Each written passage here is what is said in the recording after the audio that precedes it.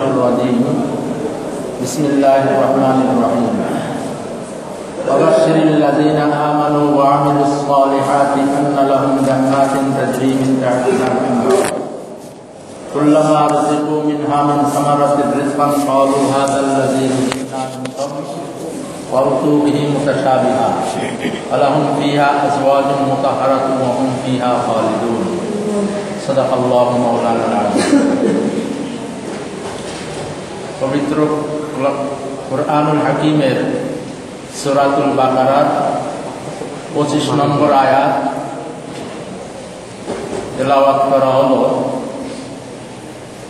এই আয়াতের ভিতরে আল্লাহ রাব্বুল আলামিন জান্নাত পাওয়ার জন্য কি কাজ করা কর্তব্য, জান্নাত পাওয়ার শর্ত কি, বা জান্নাত প্রাপ্তির মানদণ্ড মাপকাঠি কি জিনিস, সেটাকে আল্লাহ রাব্বুল আলামিন প্রথমেই তুলে ধরেছেন। এরপরে সংক্ষিপ্ত আকারে এখানে জান্নাতের বিশেষ কিছু নিয়ামতের কথা তুলে ধরা হয়েছে। সে নিয়ামত সমূহের মধ্যে রয়েছে জান্নাতের বাগিচা, তলদেশ দিয়ে পানির ঝর্ণা, সুপ্রিয় পানির ঝর্ণা প্রবাহিত হবে, যেটা জান্নাতকে আরো সুন্দর দেখাবে, সেই কথাটা এখানে আসছে।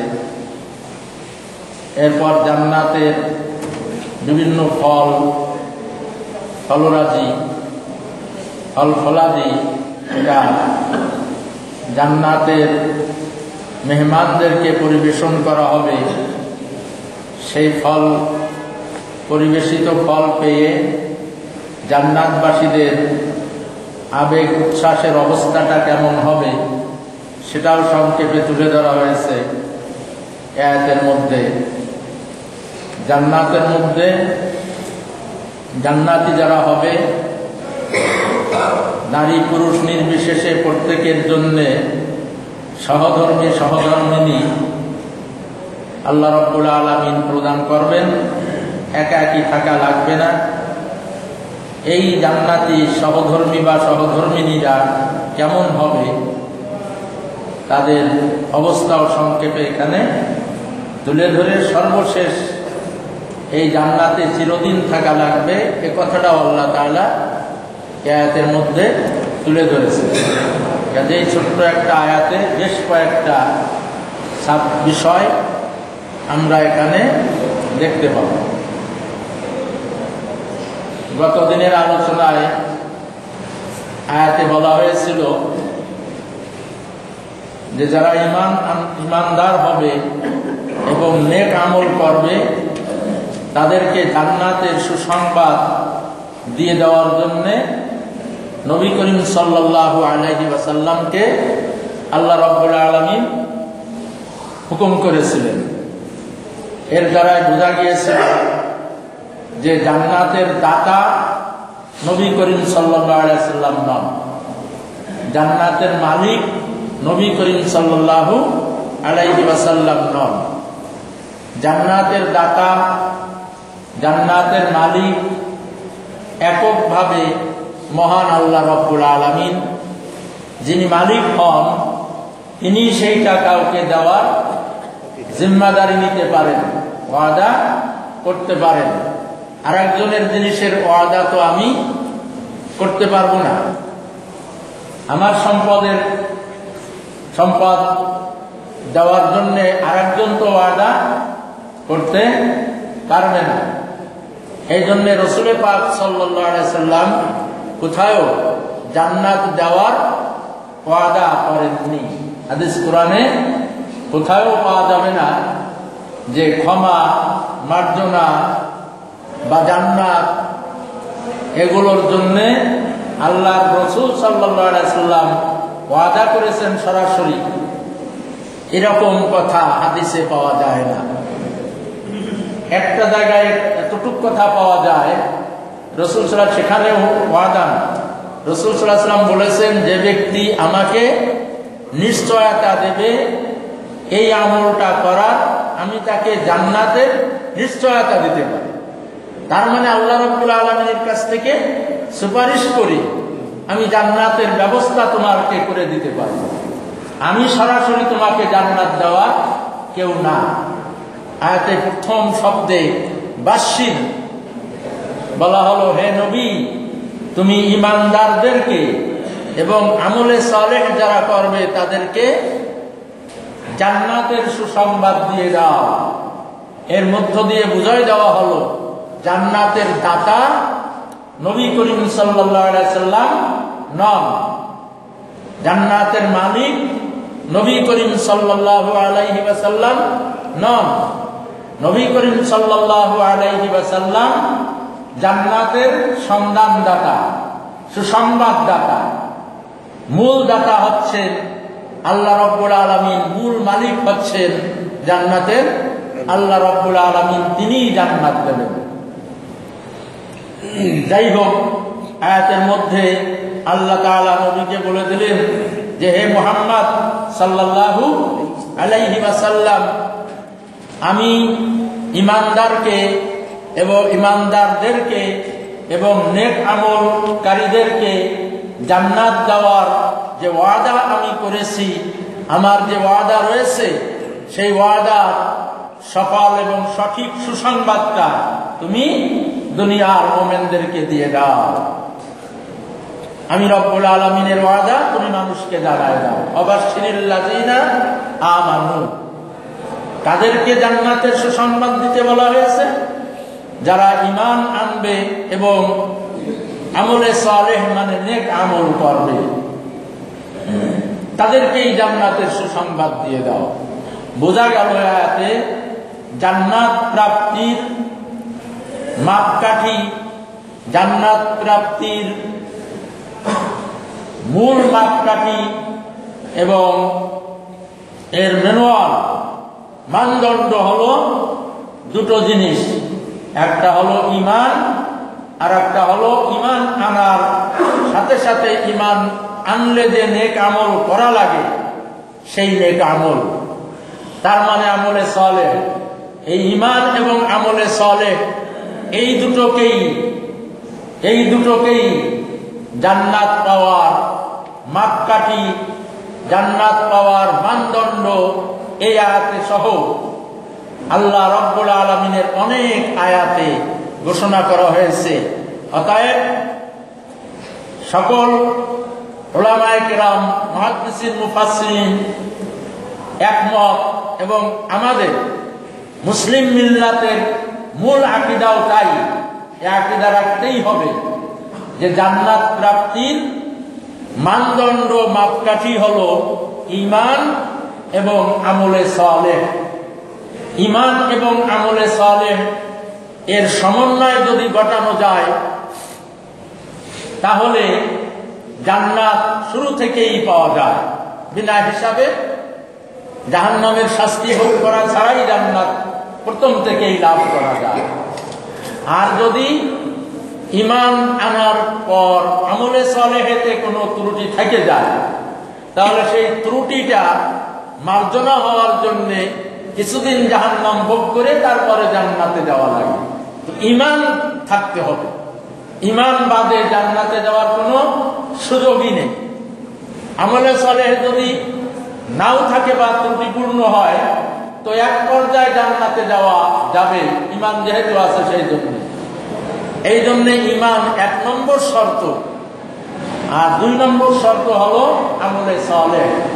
এই ঈমান এবং আমলে সালেহ এই দুটোই হলো জান্নাত প্রাপ্তির মাপকাঠি, জান্নাত প্রাপ্তির মূল মানদণ্ড। এই মানদণ্ডে, এই মাপকাঠিতে যারা অবতীর্ণ হবে, উত্তীর্ণ হবে, তারাই আলহামদুলিল্লাহ জান্নাত লাভ করবে। আল্লাহ তাআলা এই দুটো জিনিসের মধ্যে আমাদেরকে ডুবন্ত থাকার, মন এক মনে ঈমান এবং আমলে সালেহের ভিতরে পুরাটা জীবন কাটায় দেওয়ার তৌফিক আল্লাহ তাআলা আমাদেরকে নসিব করুন, আমিন। কারণ এই দুটো বাদে জান্নাতে যাওয়ার কোনোই সুযোগ নাই। অন্য কোনো ঐশ্বর্যে, অন্য কোনো পরিচয়ে, আখেরি নবীর উম্মতের পরিচয়ে বা অন্য কোনো আভিজাত্য ঐশ্বর্যে যে কোনো যত বড়ই ডিগ্রি মর্যাদা আমার থাকুক না কেন, জান্নাতে যেতে গেলে সেগুলোই কোনো কাজ হবে না। আমি যত বড়ই মুহাদ্দিস হই, মুফাসসির হই, যত বড়ই আমি ধারি ভারি শিক্ষিত লেখাপড়া জাননেওয়ালা হই, যদি ঈমান এবং আমলে সালেহ এই দুটো জিনিস আমার কাছে না থাকে, তাহলে আমি জান্নাতে যাওয়ার দাবি করতে পারবো না, জান্নাতে যাওয়া যাবে না।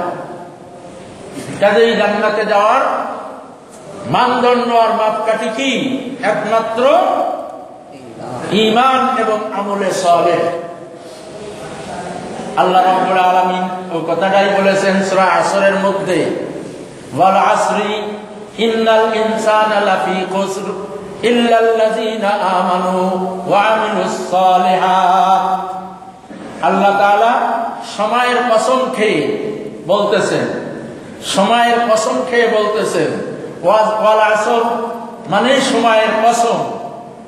এটা যদি ওয়াল আসরের সূরার ব্যাখ্যায় যাব, সময়ের কসম কেন আল্লাহ তাআলা খেয়েছেন এ কথাটা তখন বিস্তারিত জানা যাবে। এই যে আমাদের মাননীয় চেয়ারম্যান সাহেব মহোদয় এই কয়েকদিন আগে আমাদের এই দরবার হলে একটা বক্তব্য রাখিছিলেন বিকালে। ওখানে উনি ওয়াল আসরের এই সময়ের কসম খাওয়ার এই শব্দ ঘোষণা না দিয়ে বলেছিলেন প্রথম থেকে, পরে দিয়ে বলেছিলেন ওয়াল আসরের সূরার ব্যাখ্যার থেকে বলেছি। আমি খুব খেয়াল করে কথাগুলো শুনলাম, অত্যন্ত অত্যন্ত হৃদয়গ্রাহী এবং খুবই উচ্ছঙ্গের কথা উনি সেদিন বলেছিলেন সময়ের কসম, সময়ের গুরুত্ব সম্পর্কে। জ্ঞানী লোকের কথা শোনা উচিত, শোনা উচিত। এটা আমি কোনো লৌকিকতার জন্যই বলি না। আমাদের মাননীয় চেয়ারম্যান সাহেব মহোদয়, কোরআন শরীফ হাতেই আছে আমি বলতেছি, আমাদের মাননীয় চেয়ারম্যান সাহেব মহোদয় যখন যে আলোচনা বক্তব্য রাখবেন খেয়াল করে শোনা উচিত, খেয়াল করে শোনা উচিত। অনেক জ্ঞানের কথা, অনেক তলদেশের কথা আল্লাহ রাব্বুল আলামিন ওনার মধ্যে বের করে দেন, ওনার মধ্যে বের হয়ে যায়। আমি খেয়াল করেছি এমনকি অনেক বক্তব্যের পয়েন্ট ওখান থেকে ক্যাচ করা যায়। আমি ওনার আলোচনার মধ্য থেকে, শুধু ওই দিন না, বিভিন্ন সময়ের আলোচনার মধ্য থেকে আমি বিভিন্ন সময় বক্তব্যের বিষয়বস্তু ওখান থেকে ধারণ করে নিতে পারি, যে একটা পয়েন্টের পর উনি কথা বলে গেলেন, পয়েন্টটা খুব ভালো, ওর পরে কথা সাজায় সুন্দর করে কি করা যায়, কথাটা সজ্জিত করা যায়। অত্যন্ত জ্ঞানী, উচ্চ মাপের জ্ঞানী মানুষ। যখনই উনি আলোচনা করবেন কোথাও, আমাদের উচিত খুব ধ্যানের সঙ্গে আলোচনাগুলো শোনা। খুবই উচ্চাঙ্গের কথা উনি বলেন এবং খুব কোরআন ও হাদিস সমৃদ্ধ কথাই বলেন। যাই হোক, আল্লাহ রাব্বুল আলামিন ওই যে কথাটা আমি বলেছি, ঈমান এবং আমলে সালেহ, ঈমান এবং আমলে সালেহ এটাই জান্নাত প্রাপ্তির মানদণ্ড, মাপকাঠি। এটা আল্লাহ রাব্বুল আলামিনের কালাম সমর্থিত। সূরা আসরের মধ্যে আল্লাহ তাআলা সময়ের কসম খেয়ে সেটাই বলেছেন, ওয়াল আসর, সময়ের কসম, ইন্নাল ইনসানা লাফি খুসরিন, নিশ্চয়ই সমস্ত মানুষ ধ্বংসাত্মক, ধ্বংসে নিমজ্জিত, নিশ্চয়ই সমস্ত মানুষ ক্ষতির মধ্যে ডুবন্ত, ক্ষতিকার। ইল্লাল্লাযীনা আমানু ওয়া আমিলুস সালিহাত, কিন্তু যারা ঈমান আনবে এবং আমলে সালেহ নেক আমল করবে তারা বাদে। অর্থাৎ ঈমান এবং আমলে সালেহ এই দুটো জিনিস যাদের মধ্যে থাকবে তারা ওই ক্ষতির থেকে নিরাপদে থাকবে, তারা ক্ষতিগ্রস্ত না, তারা ক্ষতিগ্রস্ত না। মানুষের জীবনে সব থেকে বড় ক্ষতি হলো জাহান্নামী হয়ে যাওয়া, নয় কি? মানুষের জীবন পুরা জীবনটা ক্ষতির মধ্যে ডুবন্ত হয়ে যাওয়ার এক নম্বর সবথেকে ইম্পর্টেন্ট, এক নম্বরে একমাত্রই বলা যায় বিষয় হলো জাহান্নামী হয়ে যাওয়া। এই জাহান্নামী হয়ে যাওয়ার থেকে ক্ষতি, বিপদ মানুষের জীবনের জন্য আর হতে পারে না। এই জন্য লাফি খুসরিন, সমূহ ক্ষতির মধ্যে সমস্ত মানুষ ডুবন্ত। আল্লাহ বলেছেন ইল্লাল্লাযীনা আমানু ওয়া আমিলুস সালিহাত, কিন্তু যারা ঈমান আনবে, আমলে সালেহ করবে। তার মানে ঈমান এবং আমলে সালেহ এই দুটো যার থাকবে সে ক্ষতির মধ্যে পড়বে না। ক্ষতির মধ্যে পড়বে না মানে জাহান্নামী সে হবে না, মানে জান্নাতি হবে, জান্নাতি হবে। তাহলে জান্নাতে যাওয়ার মূল মানদণ্ড, মাপকাঠি ওই আয়াতের দ্বারাও বোঝা গেল কি? ঈমান এবং আমলে সালেহ, ঈমান এবং আমলে সালেহ। ইন্নাল্লাযীনা আমানু ওয়া আমিলুস সালিহাতি কানাত লাহুম জান্নাতুল ফিরদাউসি নুজুলা। আয়াতে আল্লাহ তাআলা ওই একই কথা বলেছেন, ইন্নাল্লাযীনা আমানু ওয়া আমিলুস সালিহাত, নিশ্চয়ই যারা ঈমান আনয়ন করবে এবং নেক আমল করবে, কানাত লাহুম জান্নাতুল ফিরদাউসি নুজুলা, জান্নাতুল ফিরদাউস তাদের হবে। বোঝা গেল জান্নাতুল ফিরদাউসে যাওয়ার বা পাওয়ার মানদণ্ড, মাপকাঠি হলো ওই ঈমান এবং আমলে সালেহ। ঈমান এবং আমলে সালেহ এই দুটোই হলো জান্নাতে যাওয়ার মানদণ্ড, মাপকাঠি। আমল সে বনতি হ্যায় জিন্দেগি, জান্নাত ভি জাহান্নাম ভি। সম্ভবত ইকবাল বলেছেন, সম্ভবত আল্লামা ইকবাল বলেছেন এই কবিতা, সম্ভবত ওনার। আমল সে বনতি হ্যায় জিন্দেগি, जन्नत भी जहन्नम भी, ये खाकी अपनी फितरत में न नूरी है न नारी। আল্লামা ইকবাল रहमतुल्लाह अलैह बोलतेছেন, अमल से बनती है जिंदगी जन्नत भी जहन्नम भी, ये खाकी अपनी फितरत में न नूरी है न नारी। মানে আমলের দ্বারাই, কর্মের দ্বারাই মানুষের জীবন হয় জান্নাতি হয়, না হয় জাহান্নামী হয়। তার মানে আমলে সালেহ যদি কেউ করে ঈমানের সঙ্গে, তার জীবনটা হয় জান্নাতি জীবন। আর আমলে সালেহ যদি কেউ না করে, ঈমান যদি না থাকে, আমলে সালেহ যদি না করে, তার জীবনটা হয় নরকীয় নিরয় জীবন, জাহান্নামী জীবন হয় তার। ये खाकी अपनी फितरत से फितरत में न नूरी है न नारी। এই দেহধর, এটা সৃষ্টিগত ভাবে, সত্তাগত ভাবে এটা জান্নাতিও না, এটা জাহান্নামীও না, এটা মাঝামাঝি ছিল। এটাকে এই আমার লাইফ, আমার এই মাটির দেহধরকে দেহধর হিসাবে জান্নাতিও বলা যাবে না, জাহান্নামীও বলা যাবে না। এটা জান্নাতিও না সৃষ্টিগত ভাবে, মৌলিক ভাবে, জাহান্নামীও না সত্তাগত ভাবে। আমলের দ্বারাই এটাকে তৈরি করে নিতে হবে। হয়তো আমলের দ্বারাই এটা জান্নাতের মেহমান হয়ে যাবে এই দেহদলটা, অথবা জাহান্নামের কাষ্ঠ, জাহান্নামের জ্বালানি হয়ে যাবে আমলের দ্বারা। আমল ঈমান যদি থাকে, এই দেহটাই কি হবে? জান্নাতের মেহমানের রূপান্তর হয়ে যাবে, যে বংশেরই হই না কেন, যেখানকার হই না কেন। আর আমল ঈমানে সালেহ যদি না থাকে, এই দেহদলটাই জাহান্নামের কাষ্ঠ হয়ে যাবে, কোনো সন্দেহ নাই। ঈমান এবং আমলে সালেহ এর কোনো বার্তায় ঘটলে মাপ পাওয়া যাবে না।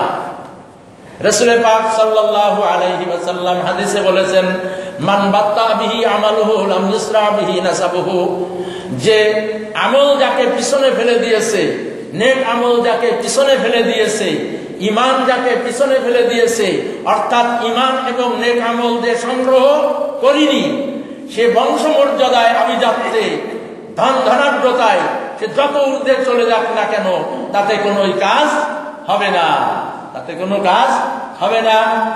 আল্লাহ রাব্বুল আলামিন কিয়ামতের দিন কে কোন বংশের, কে কত টাকার অধিকারী ইত্যাদি কোনো কিছুকেই মানদণ্ড, কোনো কিছুকেই মাপকাঠি হিসেবে বিবেচনা করবেন না। আল্লাহ রাব্বুল আলামিনের কাছে জান্নাত পাওয়ার একমাত্রই মাপকাঠি আর মানদণ্ড হবে ঈমান এবং আমলে সালেহ, ঈমান এবং আমলে সালেহ। ইমানের আলোচনা পূর্বে চলে গেছে, আমরা কম বেশি জেনেছি, সামনে আরো টুকটাক জানা যাবে। আমলে সালেহ কি? আমলে সালেহ অর্থ কি? আমল মানে কাজ কর্ম, সালেহ মানে সৎ, সংশোধনশীল, যে কাজের মধ্যে কোন রকমের বিচ্যুতি ভিন্নতা নেই, যে কাজটা সম্পূর্ণ সংশোধিত পরিশুদ্ধ, সেই কাজকে বলা হয় আমলে সালেহ। পরিশুদ্ধ, পরিপাটি, পরিশীলিত কর্মকেই বলা হয় আমলে সালেহ। তবে কথা অতটুকু সীমাবদ্ধ না, এই পরিশুদ্ধতা, এই পরিশীলতা, এই পরিশুদ্ধতা, এটা নির্বাচন হতে হবে কোরআন এবং হাদিসের মানদণ্ডে। মানে কোরআন এবং হাদিসের মানদণ্ডে যেটা আমলে সালেহ বলে বিবেচিত, সেটার নামই হলো আমলে সালেহ। আমি একটা কাজকে আমলে সালেহ মনে করে নিলাম আমার সুবিধা মতন, যেটা তো একটা আমলে সালেহ না, তা হবে না। আমলে সালেহ নিরূপণ করতে হবে, এটা নিরূপিত হবে, নির্মিত হবে কোরআন ও হাদিসের স্বীকৃতিতে। কোরআন ও হাদিসের স্বীকৃতিতে, কোরআন ও হাদিসের মানদণ্ডে যেটা আমলে সালেহ, সেটার নামই হলো আমলে সালেহ। সেটা কি? হযরতে মুআয ইবনে জাবাল রাদিয়াল্লাহু তাআলা আনহু বলেন, আমলে সালেহ, একটা আমলকে পরিশুদ্ধ করার জন্য, মানে আমলে সালেহ, একটা আমলে সালেহ হিসেবে গৃহীত হতে হলে কয়টা জিনিস থাকতে হবে তার সাথে? 4টা জিনিস থাকতে হবে। কয়টা জিনিস? 4টা। 4টে জিনিসের দ্বারাই মাপে দিতে হবে, বা 4টে জিনিসের দ্বারাই বোঝা যাবে যে এটা আমলে সালেহ কিনা। কয়টা জিনিস? 4টি। 1 নম্বর হলো ইলম, 2 নম্বর হলো নিয়ত, 3 নম্বর হলো ইখলাস, 4 নম্বর হলো সবর। কয়টা জিনিস লাগে আমলে সালেহ কমপ্লিট করতে? 4টে। ঈমান মানে ইলম, নিয়ত, ইখলাস আর সবর, এই 4টে জিনিস দ্বারা আমল সালেহ এবং পরিশুদ্ধ পরিপাটি হয়, আল্লাহ মনোনীত হয়, আল্লাহর কাছে গৃহীত হয়। তার মানে কি? ঈমান, ইলম, যে কাজটা করতে হবে আমাকে, যে কাজটা করতে যাব আমি, সেই কাজটা করার আগে সেই কাজ সম্পর্কে পরিপূর্ণ নলেজ, জ্ঞান থাকতে হবে, ধারণা থাকতে হবে কাজটা কি আল্লাহ মনোনীত না আল্লাহ বিরোধী।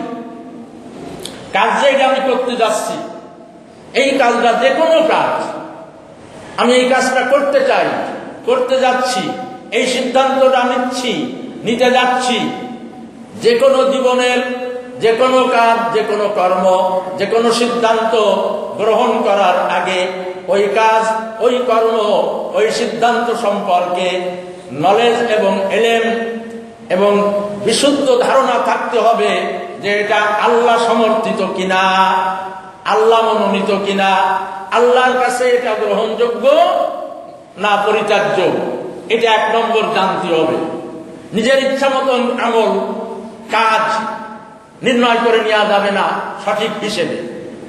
কাজ এটা হালাল কি হালাল না, এটা হালাল না হারাম, এটা ভালো না মন্দ, এটা গ্রহণযোগ্য না অগ্রহণযোগ্য, এটা কি ভালো ফলাফল বয়ে আনবে আমার জীবনের জন্য আখিরাতে এবং দুনিয়ায়, না খারাপ ফলাফল বয়ে আনবে, এ সম্পর্কে পুরো ইলম, নলেজ, জ্ঞান থাকতে হবে। এই জ্ঞানের দ্বারাই, কোরআন হাদিস ভিত্তিক জ্ঞানের দ্বারাই কর্মকে আগে কি করতে হবে? নির্বাচন করে নিতে হবে যে এই কাজটা আমি করব কি করব না, করা যাবে কি যাবে না, করার ক্ষেত্রে আল্লাহর এখানে সমর্থন আছে কি নেই, নবী করিম সাল্লাল্লাহু আলাইহি ওয়াসাল্লামের সমর্থন, অনুমোদন এখানে আছে কি নেই, এটা হলো 1 নম্বর। এটা হলো আমল সালেহ হতে গেলে, বিশুদ্ধ আমল হতে গেলে 1 নম্বর শর্ত হলো এটা, কাজ সম্পর্কে, কাজের বিশুদ্ধতা সম্পর্কে, সঠিকতা সম্পর্কে, শুদ্ধতা সম্পর্কে কোরআন হাদিস ভিত্তিক পূর্ণ নলেজ থাকতে হবে। আবসা ধ্যান ধারণা করে নিলে কিন্তু হবে না, ভুল হয়ে যাওয়ার সম্ভাবনা থাকবে, 1 নম্বর। 2 নম্বর হলো ওইটা যখন ঠিক হয়ে যাবে, ক্লিয়ার হয়ে যাবে যে হ্যাঁ এই কাজটা আল্লাহ মনোনীত, আল্লাহ সমর্থিত, এই কাজটা করলে কোনো হারাম হবে না, এটা হালাল, বৈধ, সঠিক, ভালো কাজ, এটা যখন ক্লিয়ার হয়ে যাবে বুঝের কাছে, 2 নম্বর লাগবে নিয়ত। কি লাগবে? নিয়ত, ভালো নিয়ত লাগবে। কোন এলোমেলো নিয়তের মধ্যে যদি কোনো অস্বচ্ছতা থাকে, কোন ত্রুটি থাকে, সেটা যতই কাজ ভালো হোক না কেন, কোরআন হাদিস সমর্থিত যতই ভালো কাজ হোক না কেন, নিয়তের মধ্যে যদি অসত্যতা থেকে যায়, অপরিপাটি নিয়ত যদি থেকে যায়, সেটা বলে সালেহ হিসেবে গৃহীত হবে না। যেমন ধরে নেন নামাজ, নামাজের চেয়ে ভালো ভালো আমল কি আর আছে পৃথিবীতে? রাসূল সাল্লাল্লাহু আলাইহি ওয়াসাল্লাম বলেছেন, জুইলাত কুররাতু আইনি ফিস সালাত। রাসূল সাল্লাল্লাহু আলাইহি ওয়াসাল্লাম বলেছেন, নামাজই আমার চোখের শীতলতা, নামাজই আমার মনের শীতলতা, আমার মনকে শীতল করে, সিক্ত করে, আমার চোখকে জোড়ায়, আমার মগজকে জোড়ায়, আমার মস্তিষ্ককে শীতল করে, আমার মন মগজকে শীতল এবং সজীব করে তোলে একমাত্রই নামাজ আর নামাজ। তাহলে নামাজের চেয়ে ভালো কাজ কি আর আছে কিছু? আমি কোরআন হাদিসের সমর্থনে বুঝলাম, জানলাম যে নামাজটা একটা ভালো কাজ। এবার 2 নম্বর, ওই নামাজ ভালো কাজটা করতে গেলে, ওই নামাজটা ভালো কাজের আমলে চলে হিসেবে আল্লাহর কাছে গৃহীত হতে গেলে বিশুদ্ধ নিয়তকে জুড়ে দিতে হবে, বিশুদ্ধ নিয়তের প্রয়োজন হবে। নামাজ তো ভালো কাজ, কিন্তু আমি নামাজটা পড়লাম, নামাজ না পড়লে বেতন কেটে দেবে না, নামাজ না পড়লে হাজিরা কেটে দেবে না, নামাজ না পড়লে মানুষ ভোট দেবে না আমাকে, নামাজ না পড়লে মানুষ তো আমাকে ভালো বলবে না, নামাজ না পড়লে মানুষ আমাকে শ্রদ্ধা সম্মান করবে না, ইত্যাকার যাবতীয় হাবিজাবি দুশ্চিন্তা, দুর্নিয়ত, খারাপ কুচিন্তা ভাবনা মনের মধ্যে ঢুকাইয়ে নিয়ে নামাজ আদায় করলাম, বিশুদ্ধ নিয়ত হলো না। নামাজ যতই ভালো কাজ হোক না কেন, কিন্তু এটা আমলে সালেহ হলো না। এটা কি হলো না? আমলে সালেহ হলো না। কাজ তো ছিল ভালো, নিয়ত যেহেতু ত্রুটি, এই জন্য ওটা আমলে সালেহ হলো না। 2 নম্বর হলো কি লাগবে? নিয়ত। আমলে সালেহ হতে গেলে 2 নম্বর প্রয়োজনীয় বিষয় হলো নিয়ত বিশুদ্ধ হতে হবে। 3 সবর, ইখলাস। ইখলাস, ইখলাস এটা হলো ওই নিয়তের শাখা, নিয়তের শাখা শর্ত ইখলাস। ইখলাস মানে আমলটা একান্তই, একমাত্রই আল্লাহর সন্তুষ্টির জন্য, আল্লাহর রেজামন্দি লাভ করার জন্য করা, আর কোনো গরজ থাকতে পারবে না, আর কোনো উদ্দেশ্য থাকতে পারবে না। প্রদর্শনী, প্রকাশনী, মানুষকে দেখানো, রিয়া বলে যাকে, থাকতে পারবে না। রিয়া মুক্ত, মানে মানুষকে দেখানোর মানে লোভ মুক্ত, প্রকাশনী প্রদর্শনীর মোহলোভ মুক্ত হতে হবে আমলটা, এর থেকে পরিপাটি হতে হবে। সামান্যতম মানুষ দেখানোর যদি চিন্তা, যত ভালোই আমল আমার হোক না কেন, সেখানে যদি ঢুকে যায় কি হবে না? সেটা আমলে সালেহ আর থাকবে না, আমলে সালেহ থাকবে না, শিরক হয়ে যাবে। আল্লাহ তাআলা কি বলেছেন? ফামান কানা ইয়ারজু লিকা রাব্বিহি ফালইআমাল আমালান সালিহা ওয়া লা ইউশরিক বিইবাদাতি রাব্বিহি আহাদা। ফামান কানা ইয়ারজু লিকা রাব্বিহি, আল্লাহ রাব্বুল আলামিন বলেন, যে ব্যক্তি মহান আল্লাহ রাব্বুল আলামিনের সঙ্গে নেক আমলের ঢের নিয়ে সসম্মানে যে মোলাকাত করতে চায়, সাক্ষাৎ করতে চায় আল্লাহর সঙ্গে, সে যেন তার নেক আমল করার ক্ষেত্রে কি করে? ফালইআমাল আমালান সালিহা, নেক আমল তো করে, সাথে সাথে যেন ওই আমলের সাথে অন্য কিছুকে শরীক না করে। অন্য কিছুকে শরীক করা মানেই মানুষ দেখানোর নিয়ে, মানুষকে দেখানোর নিয়ে, সুখ্যাতি অর্জনের মনোভাব। মানুষ আমাকে দানবীর বলবে, মানুষ আমাকে দাতা বলবে, মানুষ আমাকে সম্মান প্রদর্শন করবে, ইত্যাদি কারণে দান করলাম, সদকা করলাম, নেক আমল করলাম। এটা যতই নেক আমল হোক না কেন, মানে যতই আমলে সালেহ হোক না কেন আল্লাহর দরবারে আমলে সালেহ না, কারণ ওর সঙ্গে মানুষ দেখানোর মনোভাব যখন যুক্ত হয়ে গেছে তখন ওটা শিরকে রূপান্তর হয়ে গেছে। তখন ওটা কি হয়ে গেছে? শিরকে রূপান্তর হয়ে গেছে। সদকায়ে কালো দাগার দাদ বারিয়া, সদকায়ে কালো দাগার দাদ বারিয়া, কায়বো ওয়াদা সদকা মকবুলে খোদা। আল্লাহ ফরিদুদ্দিন আত্তার বলেছেন, সদকায়ে কালো দাগার দাদ বারিয়া, কায়বো ওয়াদা সদকা মকবুলে খোদা। যে সদকা মানুষ দেখানোর জন্য হয়, যে সদকা মানুষ আমাকে দাতা দানবীর বলবে, এই মনোভাবে হয়, সে সদকা আল্লাহর দরবারে কখনো কি হতে পারে না, গ্রহণযোগ্য হতে পারে না। অথচ সদকার মতন একটা ভালো কাজ খুবই কম আছে, তা আল্লাহর দরবারে মোটেই গ্রহণযোগ্য হলো না, শুধু ইখলাসের ত্রুটির কারণে। মানে মানুষ দেখানোর মানে প্রবণতা ওর মধ্যে আমার ছিল, এই একটা অপরাধের কারণে ওটা আল্লাহর দরবারে গৃহীত হলো না। এক তো গৃহীত হলো না, ওইটা জাহান্নামে যাওয়ার কারণ হবে। সদকা করিনি ভালো কথা, সদকা করিনি ভালো কথা, কিন্তু মানুষ দেখানোর জন্য সদকা করা বিপদ। নামাজ পড়িনি বা এক কায়দায়, কিন্তু নামাজ পড়েছি মানুষকে দেখানোর জন্য, মানুষকে খুশি করার জন্য, এ আর এক বিপদ। নামাজ পড়িনি এক বিপদ, আর নামাজ পড়েছি মানুষকে দেখানোর জন্য, এ আর এক মহা বিপদ। কারণ শিরক টেনে নিয়ে আসছি। নামাজ পড়িনি এতে শিরক হয়েছিল না, মোটে নামাজ পড়িনি এতে শিরক হয়েছিল না, কিন্তু নামাজ পড়েছি মানুষ দেখানোর জন্য, এতে শিরকের আর একটা গুনাহ আমার সঙ্গে জড়াই গেছে, আমার সঙ্গে জড়াই গেল। তাহলে এই জন্য বলা হয়েছে আমল সালেহ কি না হতে গেলে কি লাগে? 3 নম্বর পয়েন্ট, ইখলাস।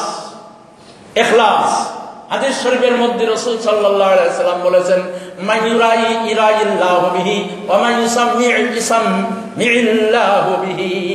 যে ব্যক্তি দুনিয়ায় কোন নেক আমল করে, কোন ভালো কাজ করে, মানুষকে দেখানোর চিন্তা করে, মানুষকে শোনানোর চিন্তা করে, আল্লাহ রাব্বুল আলামিন মানুষকেই দেখায় নেবে তাকে দিয়ে, আর মানুষকেই শোনায় নেবে। তার মানে আখিরাতে করবে না নেক আমল, মানুষকে দেখানোর জন্য করেছিলেন নেক আমল, তো মানুষকে দেখানো হয়ে গেছে। ফাকাদ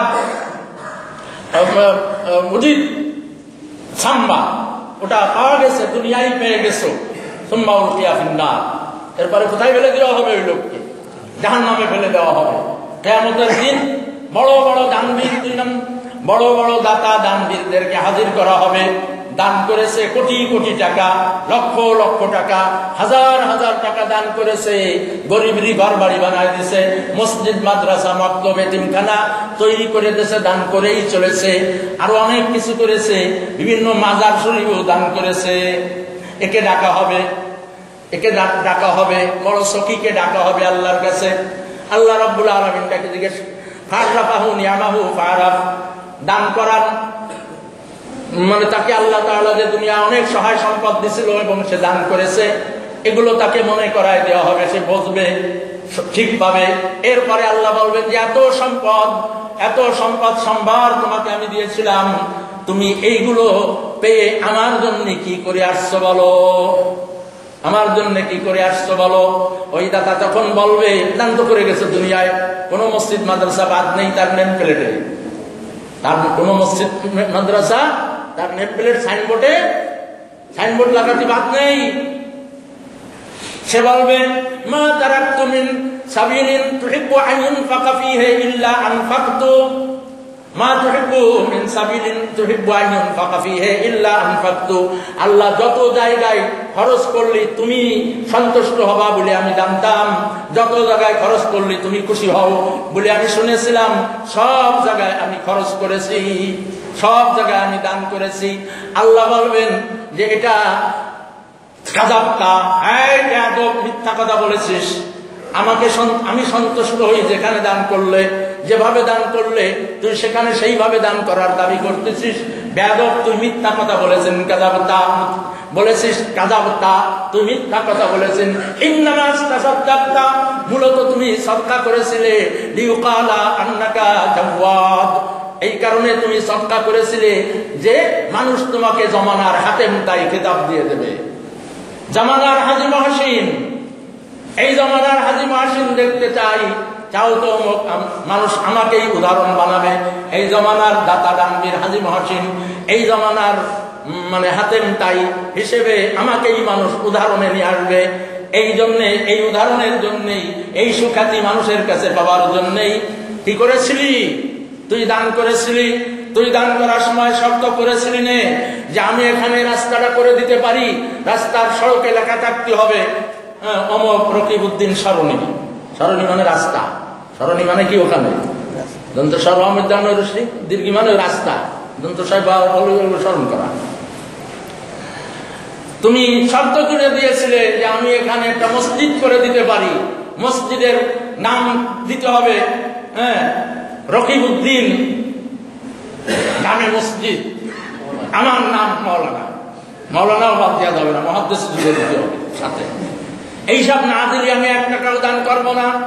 আমার বাড়ির সামনে যে মসজিদ, আমি 12 বছর যে মসজিদে জুমার নামাজ আদায় করে আসছিলাম, আমার আব্বার জানাজা যে মসজিদের সামনে হলো, আমার আব্বাও আজীবন ওখানে ইমামতি করতেন।